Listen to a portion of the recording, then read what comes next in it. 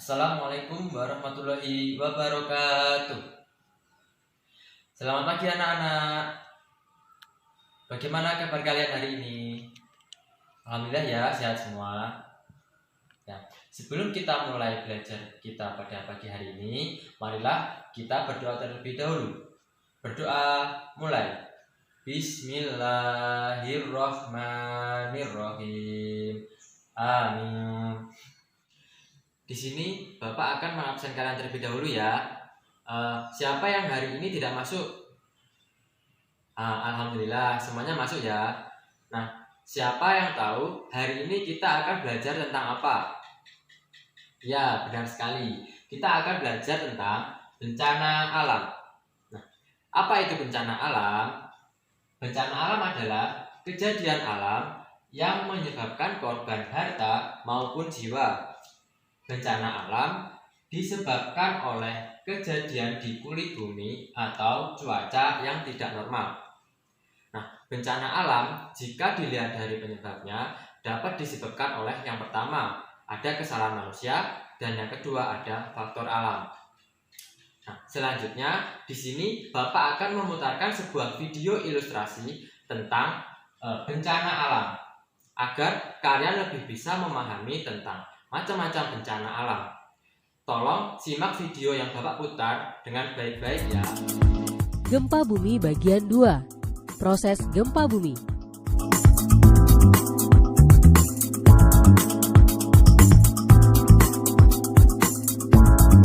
Tahukah Anda apa penyebab gempa bumi?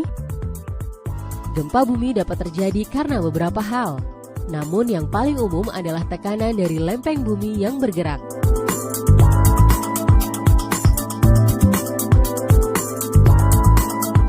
Dua lempeng tektonik yang berbeda arah gerakannya akan menghasilkan tumbukan. Tumbukan ini yang menimbulkan getaran gempa bumi.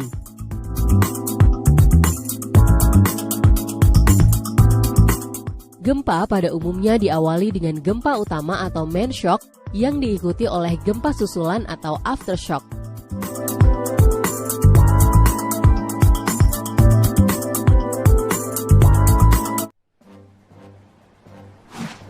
Tsunami. Kata tsunami berasal dari bahasa Jepang su yang berarti pelabuhan dan name yang berarti gelombang, sehingga secara umum diartikan sebagai gelombang atau ombak yang besar di pelabuhan.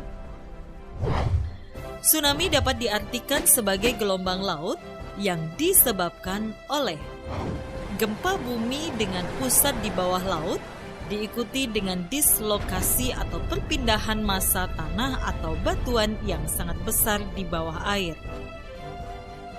Letusan gunung api bawah laut atau gunung api pulau, longsor di bawah laut, dan atau hantaman meteor di laut. Tanda-tanda akan terjadinya tsunami adalah: pada umumnya, di Indonesia didahului dengan gempa bumi besar dan susut laut.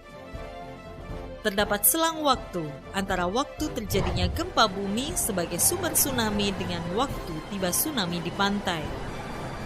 Di Indonesia, tsunami dapat terjadi dalam waktu kurang dari 40 menit setelah gempa bumi terjadi.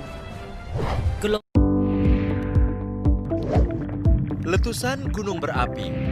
Tahukah Anda, letusan gunung berapi terjadi akibat endapan magma di perut bumi yang didorong keluar oleh gas yang bertekanan tinggi. Saat meletus, gunung berapi akan memuntahkan berbagai material hingga radius puluhan kilometer.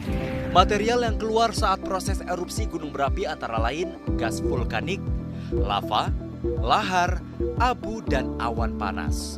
Material gunung tersebut berdampak buruk bagi penduduk di sekitar lokasi letusan. Dapat menghentikan aktivitas penduduk sehingga melumpuhkan kegiatan ekonomi. Pemukiman penduduk terancam rusak oleh material berbahaya.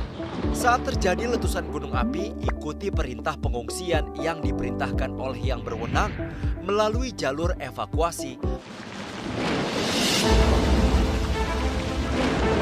Seberapa siapkah kamu akan banjir?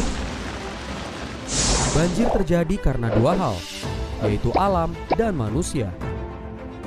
Faktor alam terjadi karena curah hujan tinggi, pasang air laut, dan sedimentasi di muara. Faktor manusia terjadi karena membuang sampah sembarangan, penebangan hutan, kurangnya resapan air, dan hindari untuk membangun pemukiman di bantaran sungai.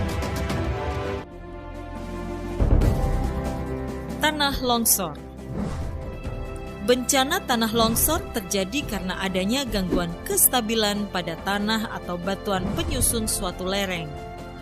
Tanah atau batuan ataupun percampuran keduanya menuruni atau keluar lereng dan kemudian mengubur manusia, rumah, ternak, lahan pertanian, dan apapun yang ada di lokasi tanah longsor. Gangguan kestabilan lereng ini dikontrol oleh kondisi morfologi, terutama kemiringan lereng, kondisi batuan, ataupun tanah penyusun lereng, dan kondisi hidrologi atau tata air pada lereng. Meskipun suatu lereng rentan atau berpotensi untuk longsor, karena kondisi kemiringan lereng, batuan atau tanah dan tata airnya, namun lereng tersebut belum akan longsor atau terganggu kestabilannya tanpa dipicu oleh proses pemicu. Proses pemicu longsoran dapat berupa peningkatan kandungan air dalam lereng, getaran pada lereng akibat gempa bumi, ledakan, penggalian, getaran alat atau kendaraan, peningkatan beban yang melebihi daya dukung tanah atau kuat geser tanah, pemotongan kaki lereng secara sembarangan yang mengakibatkan lereng kehilangan gaya penyangga. Nah, itu tadi video ilustrasi tentang bencana alam. Nah, dari video tersebut, apakah ada yang perlu ditanyakan? Kalau tidak, Bapak akan memberi pertanyaan kepada kalian ya. Nah, yang pertama, apa itu bencana alam?